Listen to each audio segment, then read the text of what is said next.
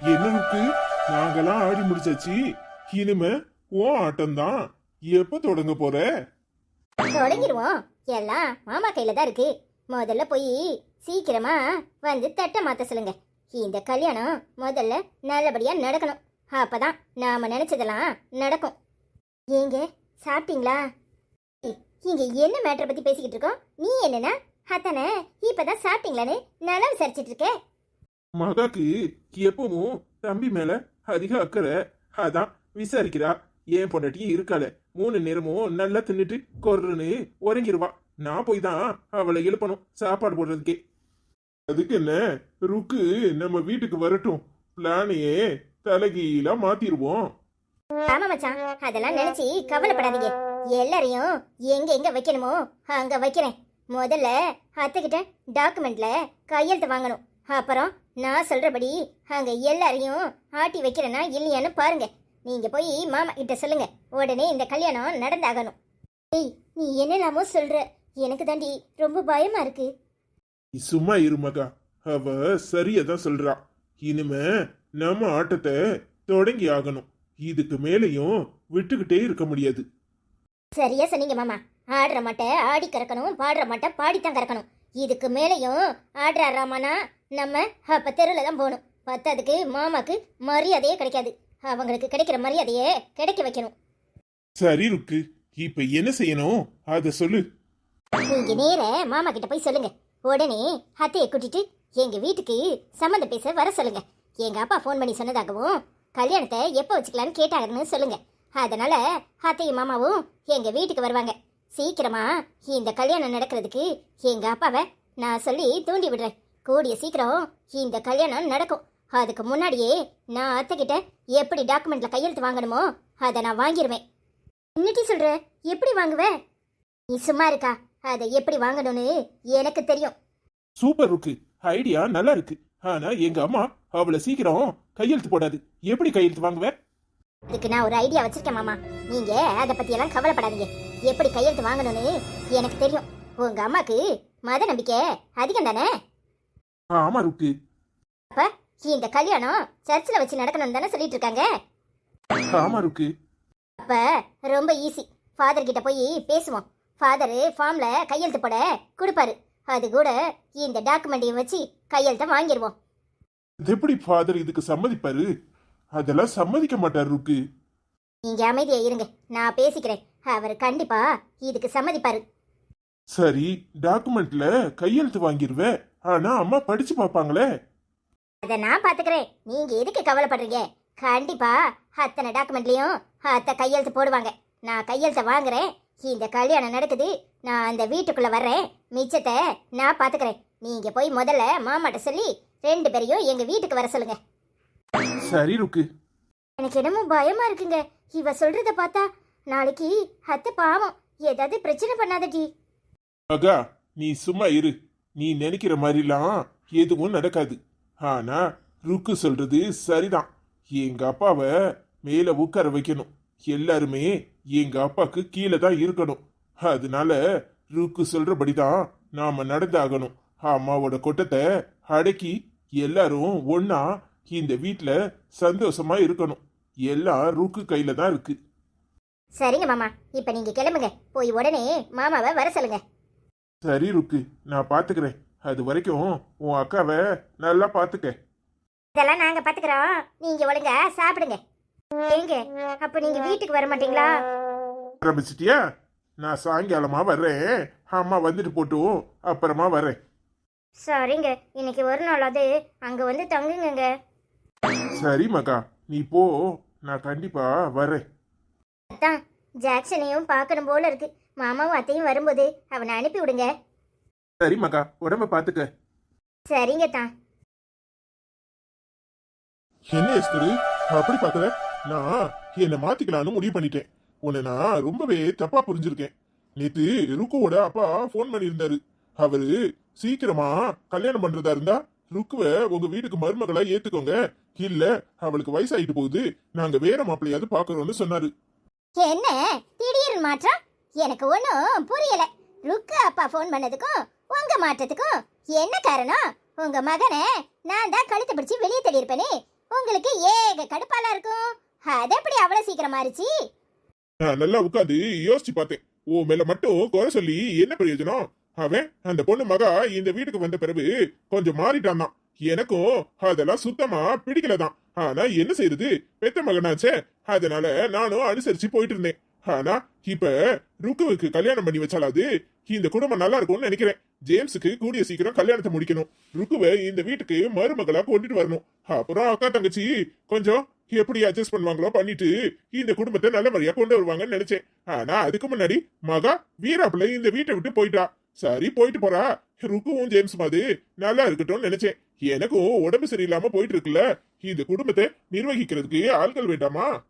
இப்பவாது உங்களுக்கு புரிஞ்சுச்சே, நான் எது செஞ்சாலும் நம்ம குடும்பத்தோட நல்லதுக்கு தான் செய்வேன்னு தலைபாடா அடிச்சுக்கிட்டேன். நீங்க எங்க காது கொடுத்து கேட்டீங்க. ஆனா இந்த கல்யாணத்துக்கு மகாவும் ஜானும் வரக்கூடாது. இது நான் கண்டிஷனாவே சொல்றேன். என்ன நீ தங்கச்சி கல்யாணத்துக்கு அக்கா எப்படி வராம இருப்பா? ஜான வேணா நாம சொல்ல முடியும். ஆனா மகாவை வரக்கூடாதுன்னு நாம எப்படி சொல்ல முடியும்? இல்லங்க, அவளை கண்டாலே எனக்கு பிடிக்க மாட்டேங்குது. என் நிம்மதியே அவளால போயிட்டு. அவளை பார்த்தாலே எரிச்சலா இருக்கு. ஆனா ருக்கு மாதிரி ஒரு மருமக நம்ம வீட்டுக்கு வரணும்னா எப்படி இருக்கும்? ஆனா ருக்கு தான் இந்த வீட்டு மருமகனே நான் எப்பவோ முடிவு பண்ணிட்டேன். ஆனா அந்த மகாவை இந்த கல்யாணத்துல விட்டா நாளைக்கு திரும்பவும் இங்க வந்து நிப்பா. அவளுக்கு நான் முடிவு கட்டுறேங்க. நான் சொன்னா ருக்கு அவளை வர வேண்டான்னு சொல்லுவா. அதெல்லாம் சரி, ருக்கு கிட்ட சொன்னா வர வேண்டாம்னு சொல்லுவாதான். ஆனா அவளும் அதுக்கு பதிலா ஏதாவது கண்டிஷன் போட்டானா என்ன பண்ணுவேன்? என்ன கண்டிஷன் போட்டாலும் பாத்துக்கலாம். ஆனா மகாவும் ஜானும் இந்த கல்யாணத்துக்கு வரவே கூடாது. சரி, அப்ப நாம அவங்கள இங்க கூப்பிட்டு இங்க வச்சு ஒரு சின்ன என்கேஜ்மெண்ட் மாதிரி பண்ணிருப்போமா? ஆமாங்க, நானும் அதுதான் நினைச்சேன். நீங்களும் சொல்லிட்டீங்க. அவங்க வீட்டுல அந்த அளவுக்கு வசதி கிடையாது. அவங்க வீடு இதுக்கு செட்டும் ஆகாது. நான் மகாவையும் அவ அப்பா அம்மாவையும் கூப்பிட்டு பேசுறேன். அதெல்லாம் சரி, இதுல இந்த எலிசபெத் வேற உன் மவனை தான் கட்டுவேன்னு ஒத்த காலில் நிக்கிறாளே, அதுக்கு என்ன பண்ண போற? அந்த கழுத வாய அடைச்சிடலாம். அதை அடைக்கிறதா கஷ்டம். நான் பாத்துக்கிறேன். நீங்க ஒன்னும் டென்ஷன் ஆகாதீங்க. நீங்க இந்த அளவுக்கு மாறுவீங்கன்னு நான் எதிர்பார்க்கவே இல்லை. இதுவே எனக்கு பெரிய சந்தோஷம். அந்த ருக்கு இந்த வீட்டுக்குள்ள வரணும். அந்த ஜானு மகாவும் நிரந்தரமா இந்த பக்கமே தலை வச்சு படுக்க கூடாது. நம்ம குடும்பம் சந்தோஷமா இருக்கும்.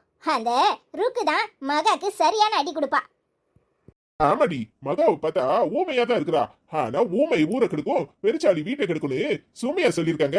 அந்த பொண்ணு நடவடிக்கை சரியில்லை. உன் மவனை கைக்குள்ள போட்டுட்டு ஆடுறா. இங்க பாரு, நீ 4 வார்த்தை ஏசி இருப்ப. சரி, மாமி தானே ஏசிட்டாங்க அப்படின்னு கொஞ்சம் பம்மி போனால. இங்க பாரு, உடனே ராத்திரியோட ராத்திரி என் மவனை கூட்டிட்டு தனி கொடுத்துட போயிருக்கான்னா பாத்துக்கோ. அவ எப்படிப்பட்ட ஆளா இருப்பா? இப்ப உங்களுக்கு புரிஞ்சுச்சே. ஏங்க நீங்க இப்படி மாறுவீங்கன்னு நான் கொஞ்சம் கூட நினைக்கல. எனக்கு எப்பவும் என் மேல சந்தேகம் தான். நான் எதை சொன்னாலும் என் அடி மனசுல இருந்து சொல்லுவேன்.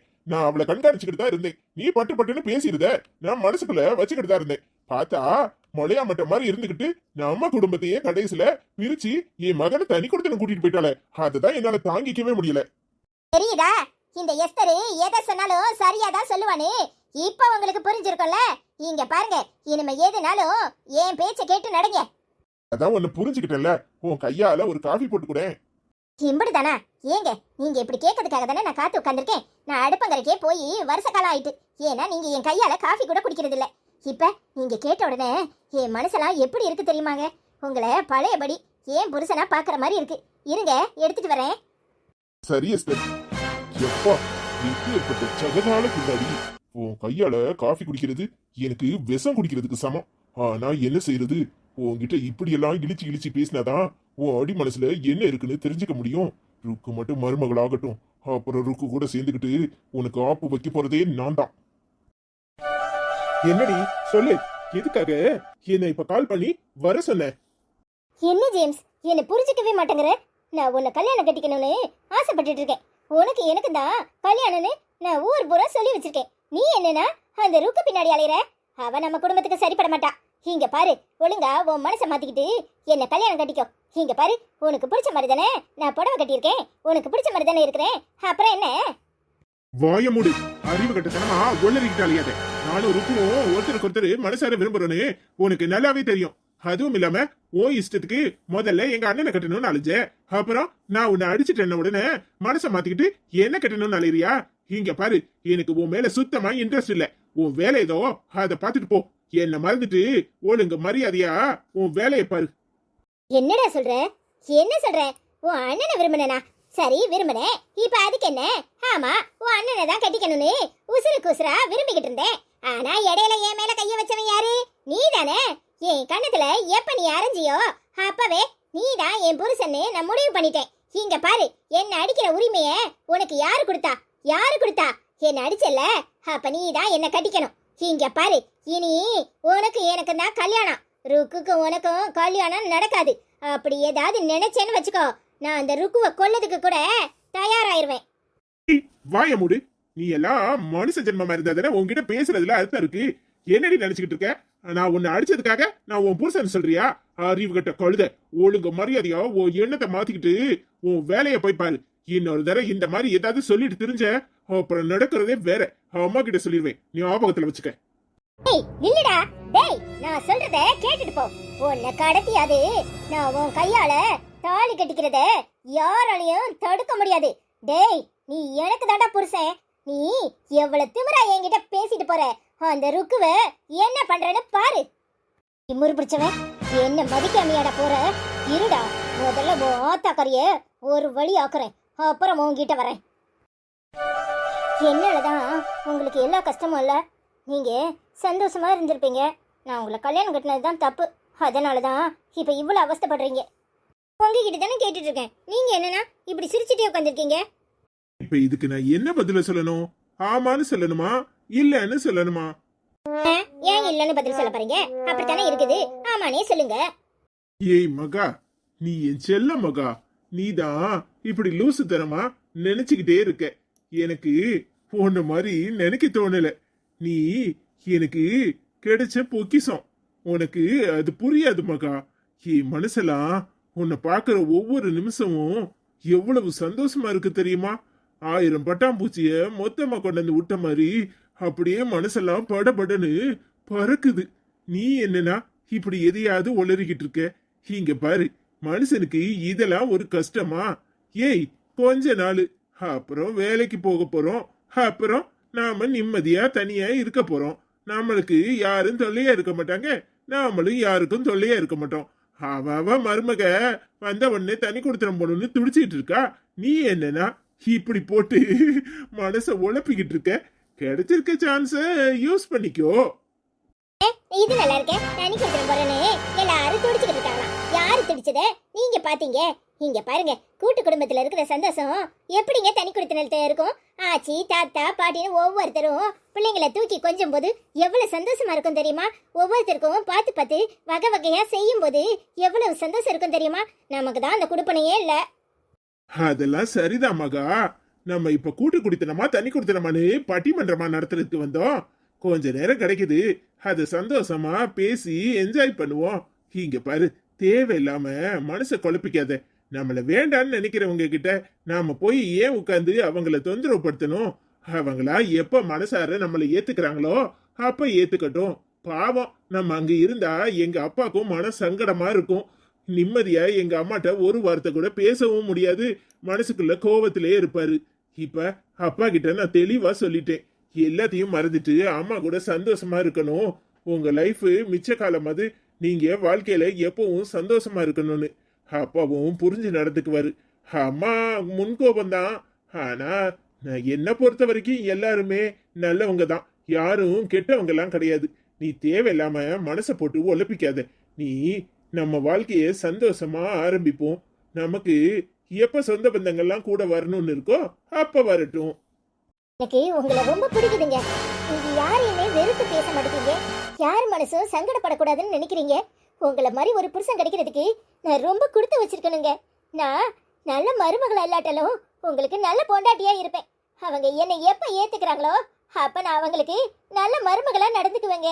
அதுக்காக நான் காத்திருப்பேன். கவலைப்படாதீங்க. அடியே, நான் எங்க கவலைப்படுறேன்? நீ தான் கவலைப்பட்டுட்டு இருக்க. கிடைச்சிருக்க சந்தர்ப்பத்தை பயன்படுத்திக்கணும்.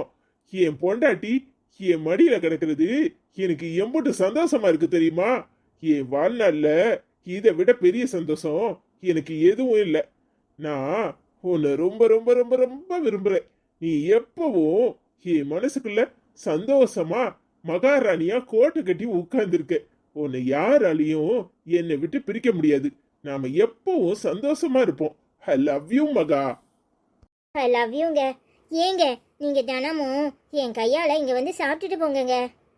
ஐயோ மகா, சில சமயங்கள் வர முடியும், சில சமயம் வர முடியாது. புரிஞ்சுக்க மகா. இன்னும் ஒரு 2 வாரத்துல நான் எப்படியும் வீட்டை பார்த்துருவேன். அப்புறம் நாம 2 பேரும் புது வீட்டுல புது குடித்தனம் தனி குடித்தனம் சந்தோஷமா ஆரம்பிப்போம். சரியா? சரிங்க, கவலைப்படாம இருங்க. ஏய் லூசு, நானா கவலைப்பட்டுட்டு இருக்கேன்? நான் ஏன் கவலைப்படணும்? எனக்கு நீ இருக்கும்போது எந்த கவலையும் இல்லை. சரிங்க, அம்மா வேற தேடும். வாங்க கீழே போய் சாப்பிட்டுட்டு தூங்குவோம். ஆமா மகா, நல்லா பனி அடிக்குது. இதுல உட்காந்துருந்தேனா உனக்கு சளி பிடிச்சுக்கும். பிறகு மாமா சத்தம் போட போறாரு. வா கீழே போவோம். சரிங்க.